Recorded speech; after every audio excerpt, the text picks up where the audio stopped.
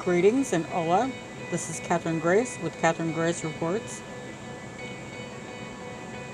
I started off with the picture that I said in my last video that I was looking for. That is the picture when I was victorious in getting my hair cut off in a pixie haircut. So my babysitter's husband, who was abusing me, could no longer use my hair to force my head to go wherever he wanted it to go. And when I cut my hair, I said in my last video, so I'm just kind of jumping into it right here. I talked about getting my hair cut and winning a round over him because it was always a battle. Always a battle. So, as in my last video, I've interjected different photographs of my life and just to show that I'm a real person. I kind of want to give my background so people will know who I am, where I'm coming from. And this is my father. If you've watched any of my other videos, you'll know. This is my son who passed away from a drug overdose, and his son. My daughter, the older daughter. Shot chair. I'm not a drinker, but I'm not opposed to sitting in a shot chair in my younger days. This is my friend Mitch. I was taking a picture of him. We were on Mount Ashland cross-country skiing. And he was taking a picture of me, taking a picture of him. Shortly after that picture, he was in an automobile accident that rendered him in a coma for, I think, around 6 weeks or something, and then he did pass away. So that picture meant a lot to me, and you'll see another picture or two of Mount Ashland. That's my mother, my grandmother, myself, and there's my stepfather. We'll be talking about him. I'm not sure he's going to make it this video too much. That was a picture of great significance. This is my father in, I don't know what kind of car this is. Somebody will know. My mother and I as a baby. Or my mother feeding me as a baby. And again, look at that stove and the garbage can and love it. This is where I lived for 25 years. Our local Bigfoot days, Humboldt County. Yikes.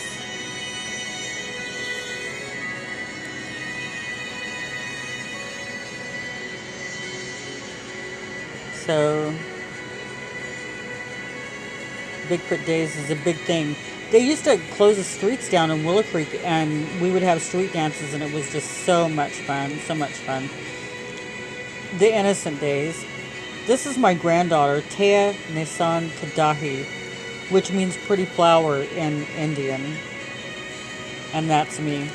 So you kind of know, I'm kind of briefing you on the pictures so you won't feel lost, and I hope that the pictures help what I'm talking about here, which I am talking about the third part of the series in my personal testimony of childhood sexual abuse.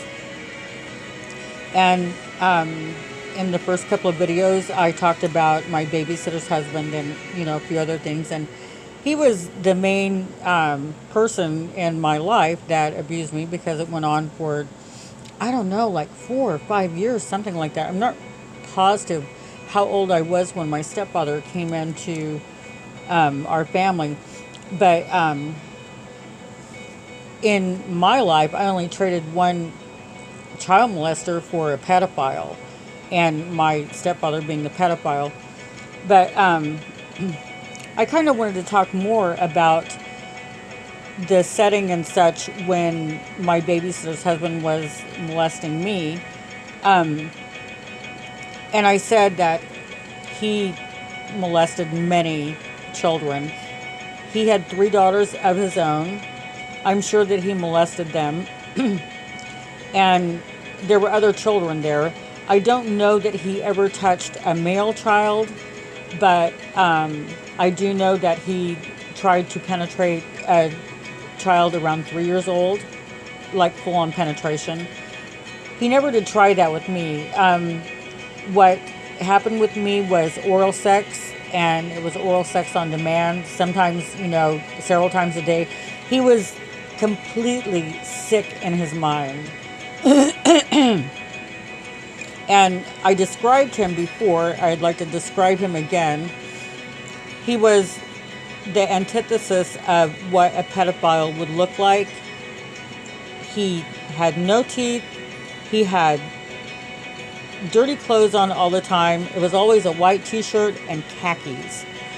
And he claimed to be a fisherman and a painter by trade. He did neither of those things that I ever saw. And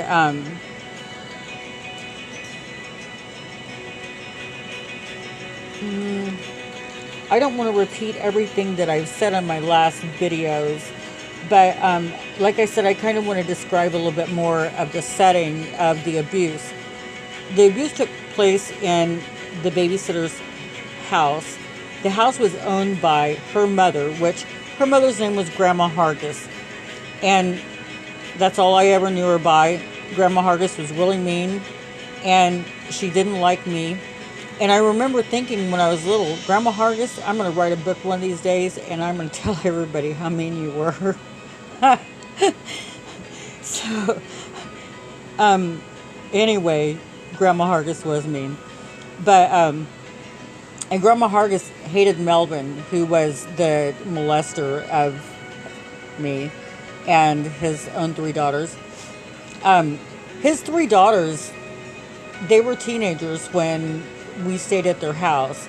And like Barbie was big at the time, Elvis was big at the time, and I had Barbie like crazy. And I loved Elvis, of course. And they were young teens. They were probably like a year apart or something, and they would rescue me a lot. Every time that they would go riding around, which they would do often on a Friday and Saturday, they would, like put 50 cents worth of gas in the car, and we would go to the local Dairy Cup and get nickel Cokes, which, they were small, but shoot, it was nickel Coke. But they would rescue me. And I knew what they were doing. And they were just trying to spare me further assaults. So, anyway, what else? His wife, Cora, I said in one of my videos that she caught him and just, yelled at him. And after that, she just looked the other way and tried not to, be around. I don't know. But the house was right next door to a prominent judge in the town, and Cora did ironing for the judge's wife. So Cora did it the old-fashioned way, like she would literally boil the sheets and then wring them out in the wringer washer and probably dry them on the line, and she would iron them by hand. So I really wanted to have like human companionship. We were at their house a lot. We were at their house in the morning. We were at their house in the evening, while my mother worked at a restaurant. And so I really wanted Cora to like me, but she tried to avoid me, of course. And but sometimes she would let me hang out with her, and I would watch her boil the sheets and then send them through the wringer washer and ironing, and that sort of thing. And I would tail on her as much as I possibly could. Grandma Hargis was a completely different story. I don't think anybody liked Grandma Hargis. I don't think Grandma Hargis liked Grandma Hargis. She stayed in her room a lot. So, but, let me see.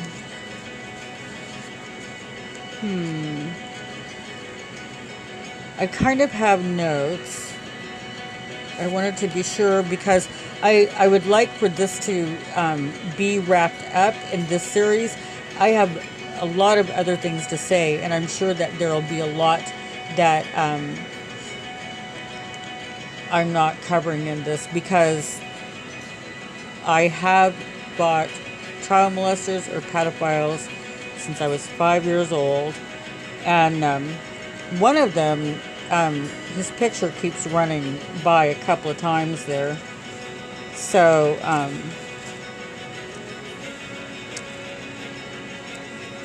okay, let me see. One of the other things that I did want to talk about was satanic ritual abuse. And I have said I am a victim of satanic ritual abuse. And it was a one-time incident. And this happened around the same time that me, my sister, and my two brothers were going to the babysitter.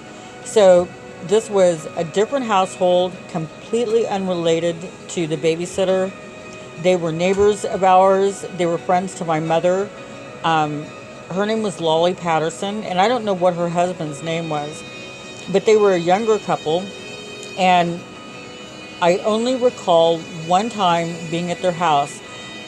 It could have been more than one time, but the one time, my sister and I, it was only she and I, they were babysitting us overnight. And we were in their second bedroom, and the second bedroom had a mattress on the floor. And now that I think about it, I'm like, oh my gosh, mattress on the floor.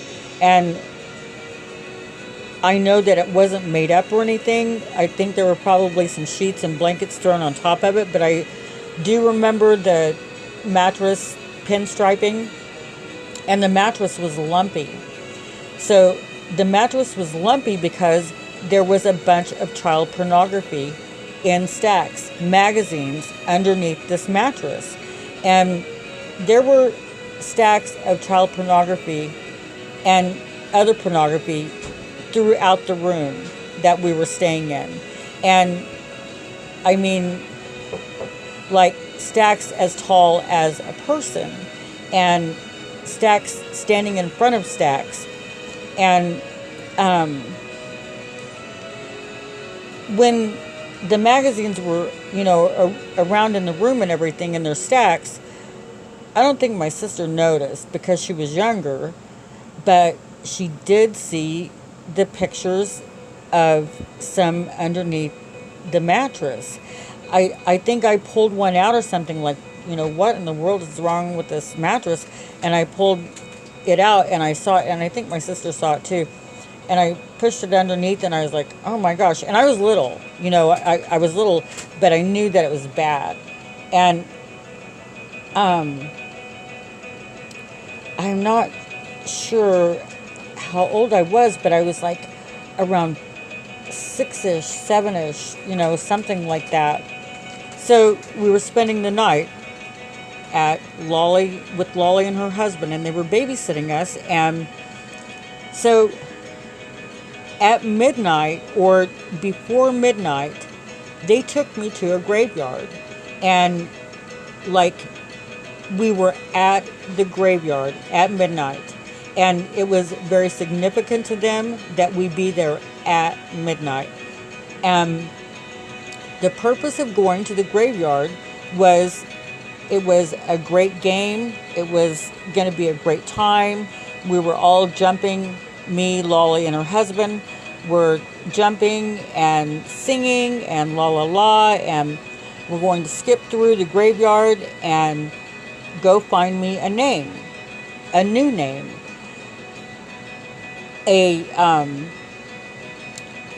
a first name, a middle name, and a last name. And each name needed to be from a different grave marker. So we went through the graveyard, and I don't know how long that we were there. I know that we did a lot of skipping and, la la la, and, whatever. I don't recall any filming whatsoever. I don't believe that there was any filming. I think that, they were grooming me for something in the future, but that plan was stopped. Thank you, Jesus. And so I don't recall the end of the night. I don't know what happened. I don't think anything happened except for going to the graveyard and finding a first name, a middle name, and a last name. And I did used to remember that name, but I don't remember it anymore. So, but anyway, that was accomplished. I don't know what their purpose was. I don't know what was, planned for the future. I'm sure there were plans. But the next day, I was at home, and my mother's very best and oldest friend stopped by our little house, and she came in. And as soon as she came in, I jump up. I was in the living room, and I jump up, and I was like, I can't remember her name at the moment, but I jump up and I was like, Auntie, da da da da. Guess what I did last night? I went to the graveyard. And I mean, of course she was shocked, and my mother immediately, she's like, she's lying. I don't know what in the world she's talking about. She didn't go to the graveyard last night. And then, my mom shooed me off, and that was the end of that. However, that was the end of that. I thank God that I don't recall ever going back to the graveyard again. And I don't recall ever going to their house again. And I don't know whether my mother knew about what happened or not. I don't know. I don't know.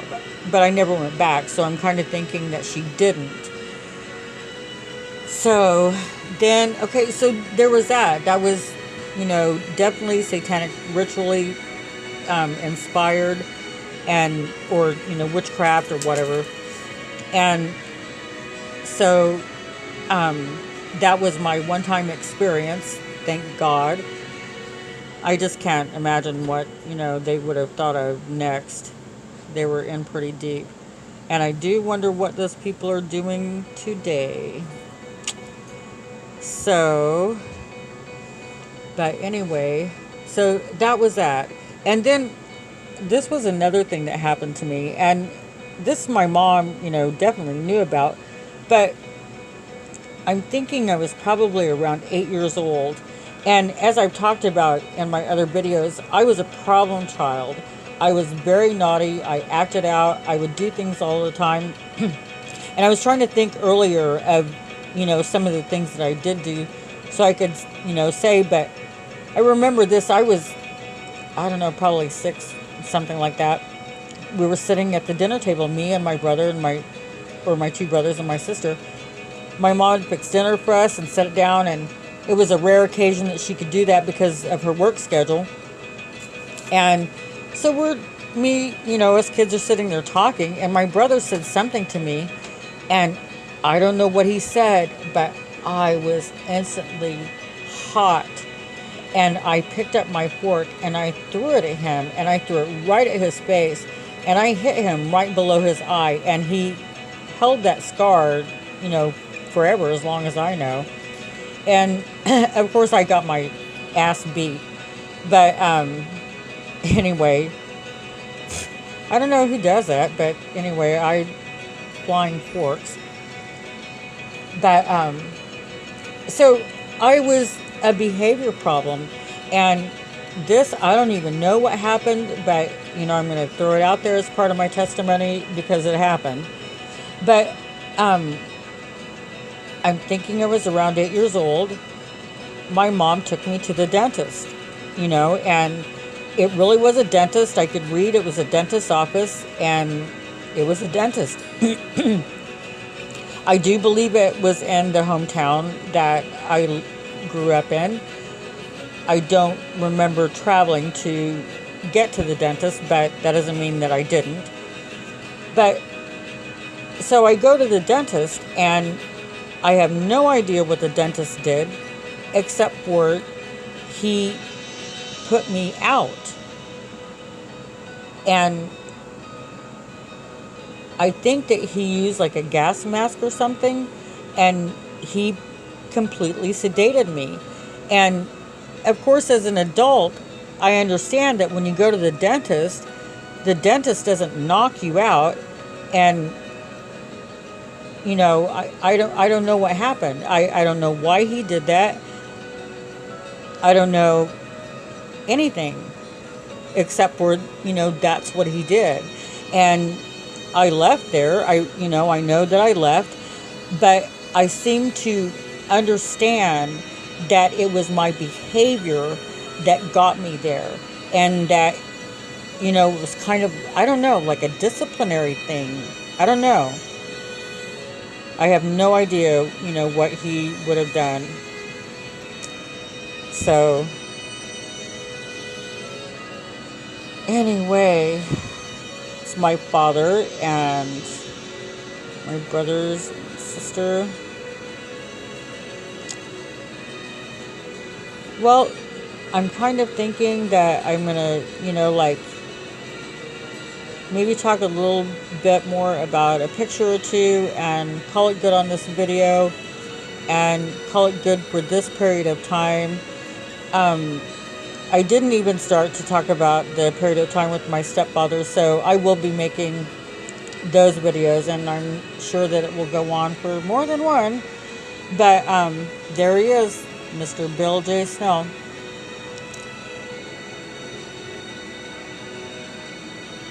We were very politically connected, and that's going to be interesting. Sometimes we need to thank God for what didn't happen, and that is so, so very true. And there she is, the girl that fought the child molester and cut her dadgum hair off short. There she is with her family, children, grandchildren. That's my grandmother from Illinois. My uncle up there on the left. This is my mother in her dispatch uniform. She was a dispatcher for our city police for a while. My stepfather was assistant police chief of the town that we lived in. So that is going to be part of, the next videos. There's my father. So one of the things that I wanted to say is, oh, look at my brother. Man, my brother, look at him.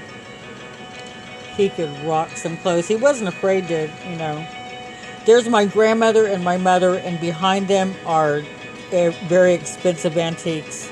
Trust the girl on that. That's me in Washington State at some monument or another. My dad, that is his class picture for when he attended Okmulgee State Tech to become a certified public accountant. My Christmas tree, I get crazy at Christmas time, or I have in years past. There is Ashland. Oh, goodness.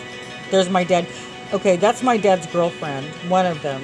He didn't have more than one at a time, but that was one of his girlfriends. My son and his son.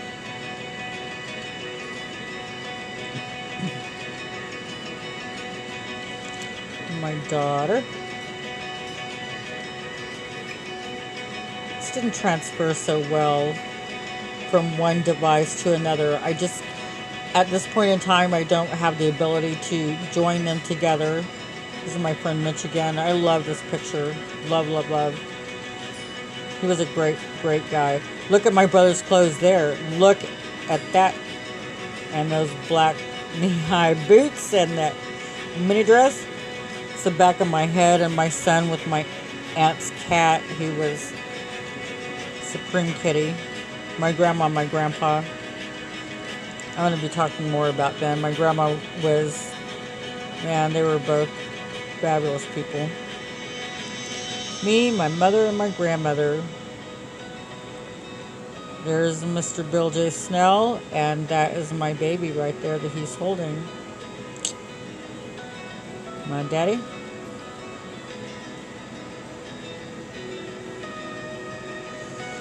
Alright, so I do have other videos forthcoming about my personal life, my personal testimony. I am going to take a break in this, and I have another video that I'm going to work on completely unrelated to child sexual abuse. Well, this particular part anyway. It's not part of my personal testimony. But in the future, the video will be, or videos will be partly about my stepfather, who was assistant police chief of the town that we lived in for a few years. And he was a pedophile. He touched me once in the time that I ever spent in his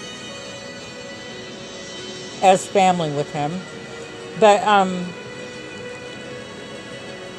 there were a lot of things. Dadgum, man, that guy. No shortage of wicked there, I can tell you that much. And I was far from his only victim. So that's future videos, but it'll be break time. I'm going to end this video now. I do thank you for listening. I hope that you'll leave a comment, and maybe in the future I would like to do like some live chat, and we can talk about the subject of childhood sexual abuse, because I have a lot of strong feelings about it. I have a lot of ideas, and I am all about results. And so now the result of this particular time is until I talk to you next time. Thanks for listening. This is Catherine Grace with Catherine Grace Reports.